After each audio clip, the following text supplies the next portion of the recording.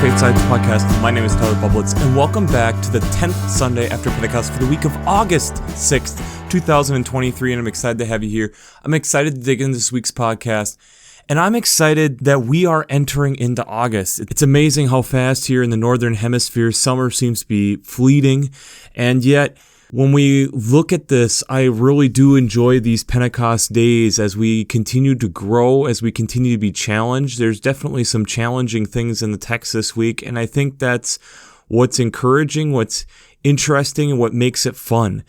Having challenges and being able to work through them and dig through them. And that's one of the things I think that's beautiful about science, but it's also beautiful within the faith. This continued idea of being able to grow and figure out ways to continue to grow. And it's hard sometimes. It's easier other times. There's times where we stumble and fall back, and it's one of those things that we have to just keep on working, just like any relationship. You have to keep on working. So let's just jump into the question from last week. What are things we overlook that become beautiful later? One of them, I got a beautiful story from a loyal listener talking about how initially this person wasn't much of a kid person, but after having kids and designing some things and taking these kids out on rides on a homemade three-wheeler and sleigh, it was one of the things that was a defining moment for him in being one of these people who just absolutely loves kids and became a magnet both ways for them to be able to enjoy the presence of each other. And I think in a lot of ways, there's a lot of things like that where in our lives, it's very easy for us to overlook relationships in general.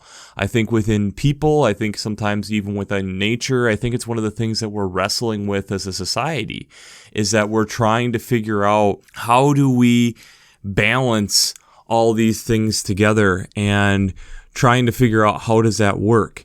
And in doing that, it makes it difficult at times, but I think the value of being able to understand that everyone is important is an important lesson that we all need to learn and we all need to work on and continue to work on. It's not an easy one. So let's just jump into the text this week.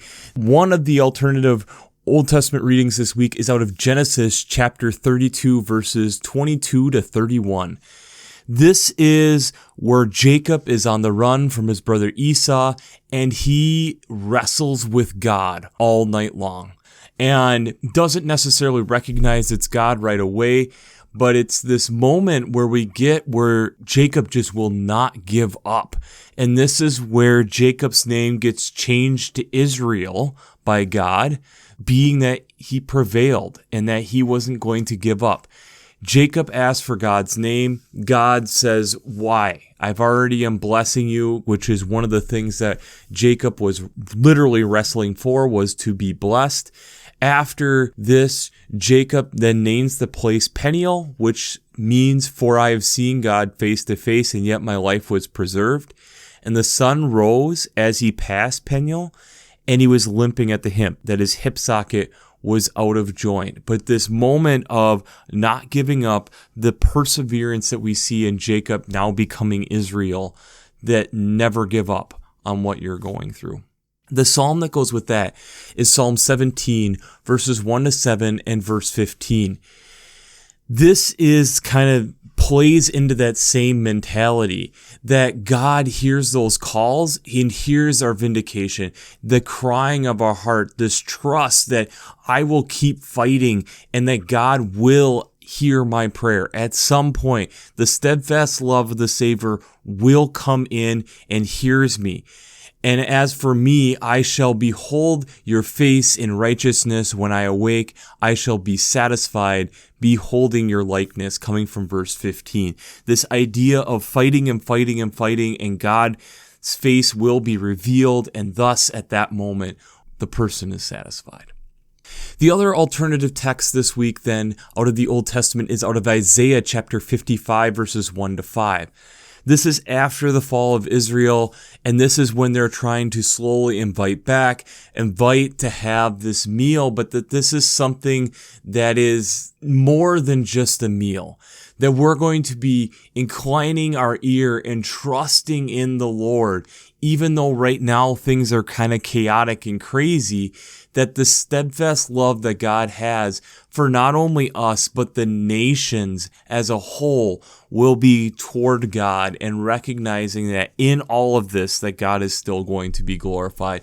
It's an interesting text, but it's also this reminder again, even in these moments where things seem dark, things seem like we should be turning against someone, this is a moment where, no, God is calling us all back in, and that this is all working for God's betterment. The psalm that goes with that is Psalm 145, verses 8 and 9, and 14 through 21. This starts off in a very familiar place. The Lord is gracious and merciful, slow to anger, and abounding in steadfast love. The Lord is good to all, and his compassion is over all that he has made. This idea that God has compassion, this idea that God is instant amongst us and is going through all these trials and stuff with us, but also then is trying to call us into truth and guide us and lead us to where we need to be. And that concludes here in verse 21 that we are then singing praise to God because of what God has done. The epistle text or New Testament text this week is out of Romans chapter 9, the first 5 verses of it. This is a bit of a complicated, hard text to kind of get into, and it's one of the things where working through Working Preacher this week and getting some ideas, there's still a lot of questions that a lot of biblical scholars have about this text.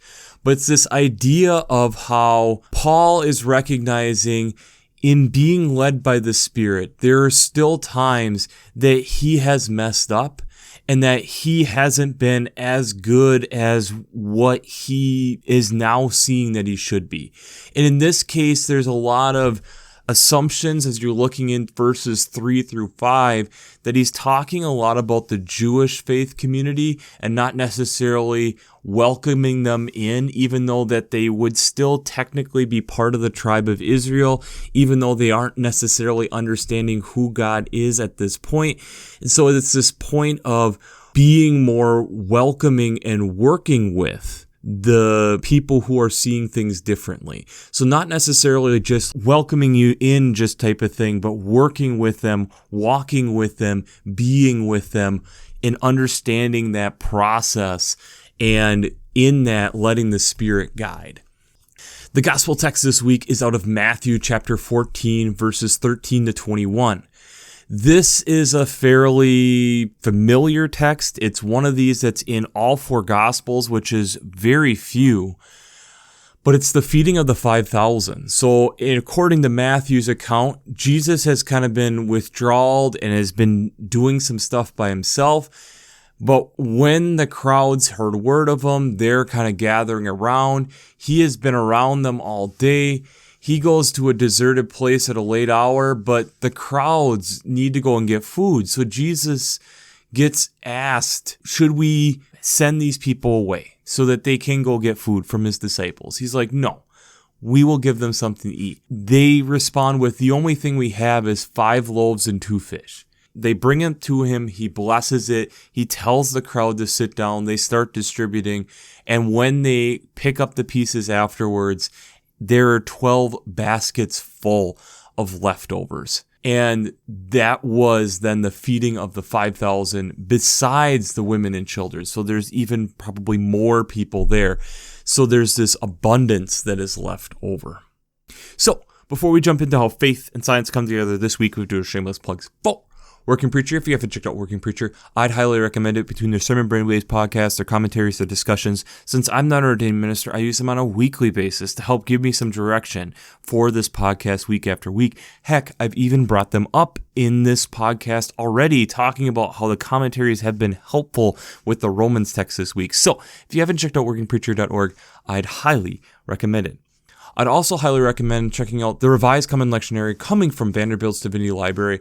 I really enjoy not only how they lay out the text week to week, but the art, the hymns, the liturgical colors. There's a lot of great resources over there, and it's one of these things that I feel like if you haven't checked it out, it's really worth checking out and just seeing if you enjoy that. It's also really fun to being able to see the different alternative texts and laid out in such a beautiful way. So if you haven't checked out the Revised Common Lectionary coming from Vanderbilt's Divinity Library, I'd highly recommend that. Finally, I'd also highly recommend checking out the Green Blades Preaching Roundtable and the Green Blades Rising publications. The links for these will be down in the show notes below. It's either a monthly newsletter or a weekly reflection thinking about how to bring ecological echoes, implications, and urgencies into your preaching week after week. Think about environmental stewardship, but in your commentaries for week after week as you're looking at these texts. If you're listening to this podcast, I'd highly recommend at least checking this stuff out. It's a great resource. I have found it extremely helpful, and it'll be one of the show notes down below. So if you haven't checked out the Green Blades Preaching Roundtable and the Green Blades Rising publications, I'd highly recommend them. Abundance is a hard word sometimes for us to get our heads around.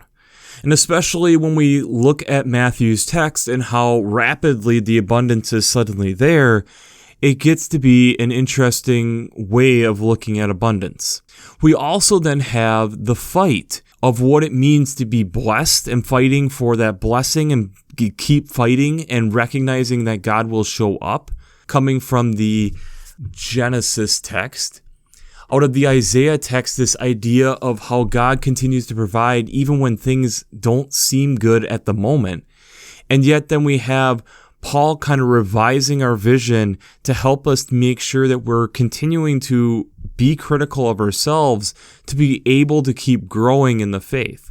A lot of weird territory to be getting into, but I think there is a fairly easy, understandable way of looking at this, and I'll give you a couple different examples of this, and I think partially why we as people struggle with this a little bit. So let's get into it.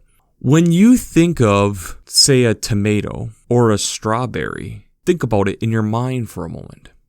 A tomato comes off a tomato plant, and a tomato plant has usually multiple tomatoes on it.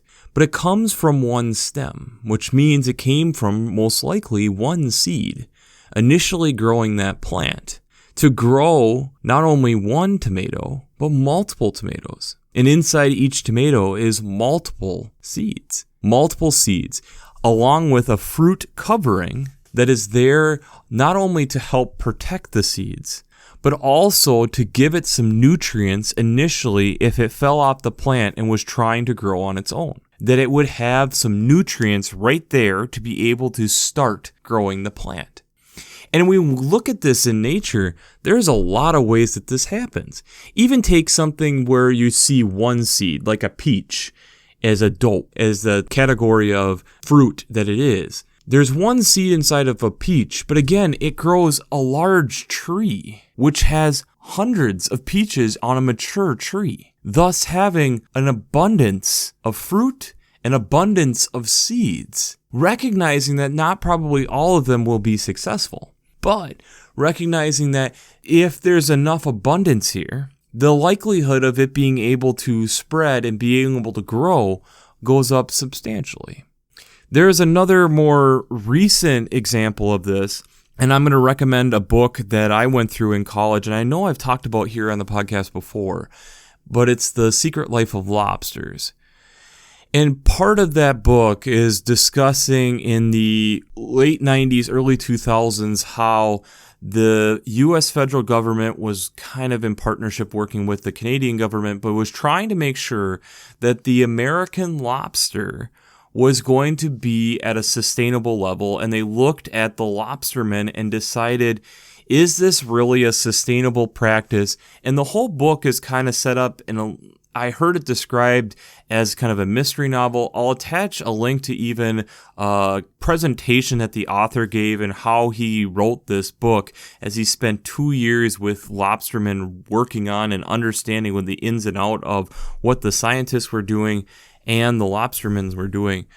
But this idea of how there was a push to try to increase the size that lobsters had to be in order to be harvested, where the lobstermen were saying, we already have a way of making a sustainable practice. Trust us, we are letting these lobsters get to a large enough size.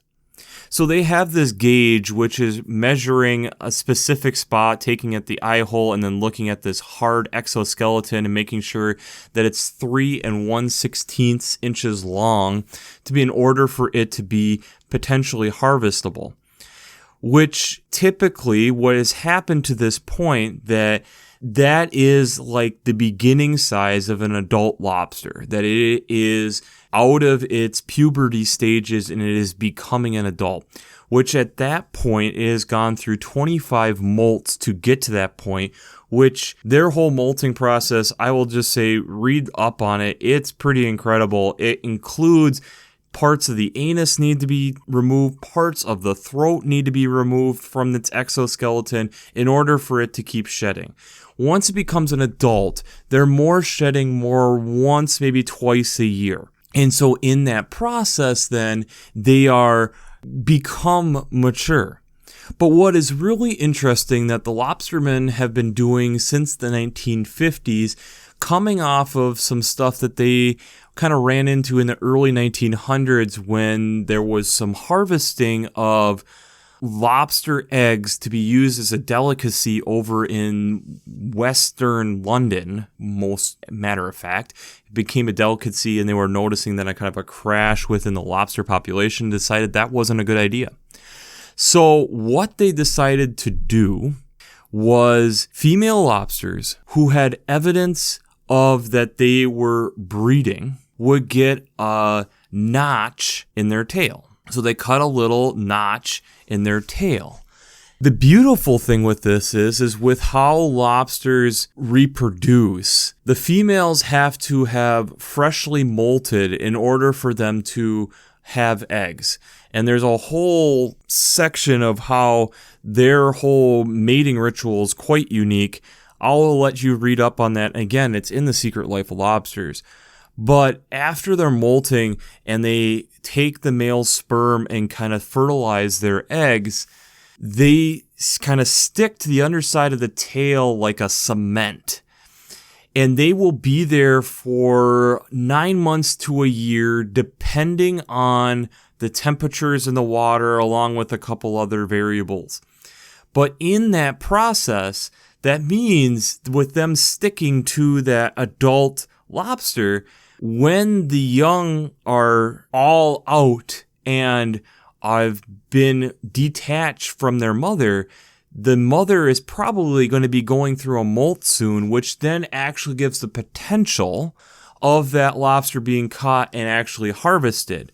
But if there's any signs of it beginning to have that process of laying eggs or having eggs on it, they will notch it. And then that notch is going to be there through the whole process, because it's after that they will shed their exoskeleton. So it's a brilliant, brilliant way of looking at it. The other thing that's fascinating about this is how the lobstermen have bought into this process, because they're understanding that from two ways, this is super important for them to help maintain their living for the long haul. One, they figure sacrificing one lobster or a couple of these lobsters that have eggs is not only setting them up for their future, but their kids' future and future lobstermen, that there's going to be enough lobsters there. Why would I take one today when a lobster, even on the small side, can have upwards to 8,000 eggs on a lobster? And as they continue to get bigger through their reproduction years, on the far end can get upwards to 100,000 eggs to be able to reproduce lobsters and give the potential of these lobsters actually continuing to breed, which then means that these breeding females have some decent protection to make sure that they are protecting the species. So having the factor of allowing these lobsters to get bigger and bigger, these females that are breeding, and as long as they are continuing to breed, not being harvested, and allowing for them to actually really potentially support the population, but then also looking out for future lobstermen, I think, in a lot of ways, shows how the abundance of how this all works. Now, in the book, The Secret Life of Lobsters, they get into more how the government is constantly working with them and still having a lot of discussion and monitoring the situation quite closely. And yes, the American lobster is different than the European lobster, but that's a whole nother conversation for a whole nother day. But in doing this, it has allowed the sight and understanding from the federal government that at least at this point, that the lobstermen do have a decent pulse on what is going on and maintaining the population from what we can understand fairly well. And as they are continuing to do the science to back up this stuff more and more and more, the lobstermen have developed a sustainable process to be able to have lobsters, at least in their harvesting season, be sustainable. What does that all mean here when we're thinking about this type of stuff? Lobsters, with having that many eggs, know that they're not necessarily going to have them all survive. And we've talked about in the past that we are a case-selective species, meaning that our pregnancies are longer, more intense, and childbearing takes a lot more time, work, and effort.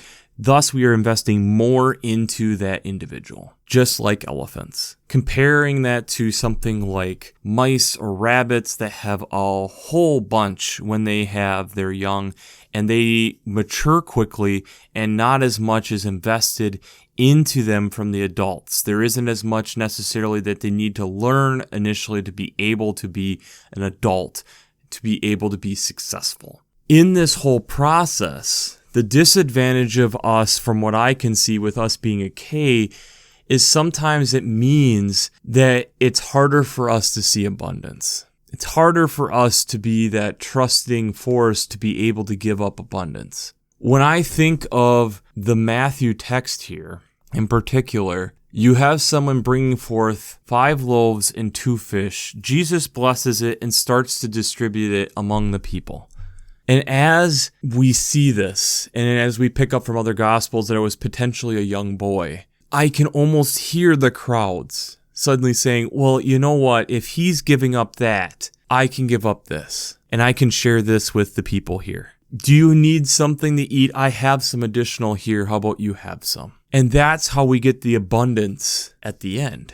It's recognizing the need and recognizing the care for others, looking beyond ourselves. But that doesn't mean that we just hide away in the corner. That takes work. That takes fight. That takes grit. That takes the trust in that God is going to be there. Just like we see Jacob, who becomes Israel, that fight of bless me, God, that I'm not going to let you go. This recognition that sometimes it takes a lot of work and effort to be able to do that. And I think sometimes it's very easy for us to overlook that. Even getting into how the Isaiah text is looking at things and recognizing that, yes, things are looking bad right now. Israel, how we've known it, the whole temple and everything has been destroyed. But yet God is still going to be there and work through this, and God is still calling us to come back. Look, trust, be part of this. And Paul calling out in Romans that as we are part of the group of Christians doesn't mean that we are suddenly immune from this. It means that we need to continue to share the abundance and be critical of ourselves on how we can share that abundance effectively, making sure that we are distributing it well. We are obsessed with return as people because we have been trained as a case-selected species that we invest a lot, so then we should get something out of it. And I think there is a point where that is important. But I think God is also calling us into, there is an element of faith that needs to come in. There is an element of, yes, I can give this up and trust that God is going to do more with it than what I'm going to do with it. To trust in the abundance of what God is doing, first by recognizing it, 2, being grateful for it, And 3, being okay to part ways with the abundance. If we as lobstermen can understand the value of one lobster does not equal the value of having anywhere from 8,000 to 100,000 eggs on that tail, that the chances of having more than 2 lobsters come off of that tail is much greater than the 1 lobster in hand right now. And then in doing that, it's ensuring not only their future career, but potentially future people who are wanting to get into the industry. That's forward thinking. That's being a person recognizing the abundance, recognizing what I am giving up isn't really worth that much, and recognizing that that is more valuable. In our world today, I find it very refreshing to find something like that, because I think in a lot of ways we aren't that way. That is not our trained nature. We are not like a strawberry with hundreds of seeds on the outside. We're not like a tomato that has multiple seeds, and just being willing and able to, we might lose some along the way to predators or whatever, but hopefully we're able to get one of these seeds out of one of these tomatoes to grow another plant. One of these seeds from one of these strawberries to grow another plant. Abundance is all around us. And the question is are we willing and able to see it? And once we see it and acknowledge it, what are we going to do about it? So the question I have for you this week is, where are you seeing abundance? And what are you going to do with that abundance? Where are you seeing abundance? And what are you going to do with that abundance? This is something that I think is hard for us to acknowledge, to recognize, to think about. But I think it's one of the things that we need to work on. There are people who need our abundance. There is parts of creation that needs our abundance. And in doing that, we might find the abundance coming from something else that we didn't expect. Something that we weren't seeing, that we were deprived of or low on, that we were needing. Especially being in the United States, I think this is a text that we as people have so much, and we don't recognize how much we really have. And that's hard for us to grapple with, to work with at times. But it's acknowledging that and working through that. And acknowledging and trusting in that God is going to work and do amazing things in that. And that's going to take some work. And that's going to mean letting go at times and letting God be God. Like the Psalms are talking about, that God is going to be there to answer our prayers, but there's also times that we just need to trust this person, trust God, that God has created things and knows what God is doing. We struggle with that. But I think part of it is us then needing to acknowledge that we're human. Acknowledge that it's sometimes hard for us to share, even when there's 5,000 people there. But sometimes all it takes is one, to show that caring can transcend so many additional things. As we are entering into a world that is crazier by the minute in so many different ways, environmentally, socially, economically, we are going to have to recognize where we have abundance and be okay with trusting and letting it go to help in so many different ways if we're going to get through a lot of the issues that we're going to be dealing with. But in doing that, I think that there might be a freedom or something, a love that we haven't experienced very often coming from that might be worth, in quotes, all that and more than what we initially gave. And in doing that, maybe that's part of what will come back toward us when we recognize that we were low on something. So, we'll wrap this up as we always do. I pray God blesses you through your faith and amazes you through science.